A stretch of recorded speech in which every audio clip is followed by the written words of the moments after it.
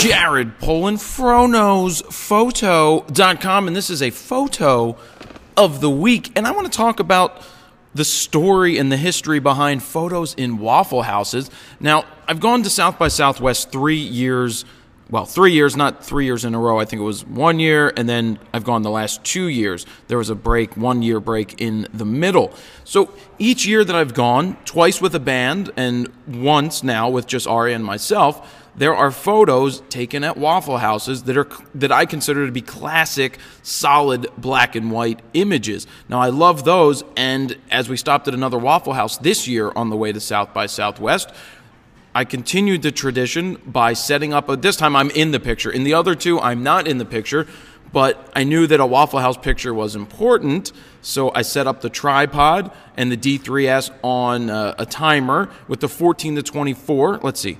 1/160th of a second f4, ISO 1000, 14 millimeters with the 14 to 24 2.8 on the D3s. So I set that up there and took a couple pictures. Actually, I think I only took 2 of Ari and I sitting here. Now, you may say that it's not straight. Lines with the 14 millimeter are very difficult. If you look up top here, everything's straight.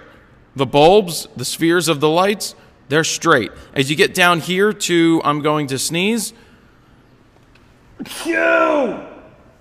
Excuse me. You can see that it looks not straight, but I think that may have to do something more with the angle that I lined the camera up. Now, I'm not going to crop this, but I want to just show you, if we were to line up the angle based off of this line, look at the bulbs now. The bulbs are thrown off and the ceiling is thrown off, and I'm not sure which I would prefer to have, but in any case, that is how I shot it, and that's how I'm going to keep it. So I want to run through how I process this in Lightroom 4, and I have all my saved settings over here, and we can just start with what I did. Black and white. First things and foremost, black and white. Then tone curve, I moved to strong, and I moved that to strong because I want this to be punchy and crispy and crunchy, and I'm sure I could probably go into Silver Effects Pro and use that, but I didn't. I liked just staying here. I look to do as little as possible in as quickly as possible, or quick as possible in Lightroom, just so I can keep moving on. Boom, pumped up my contrast. I love boomifying my contrast. It's funny, I'm going to do that again. Bumped my exposure slightly, and then boomified the contrast even more. Now I want to point something out. You can see that these slats over here are a little more, they look to be open. There's more light coming in, so that's shining on Ari's face, and there's no light coming in, less light coming in on my face.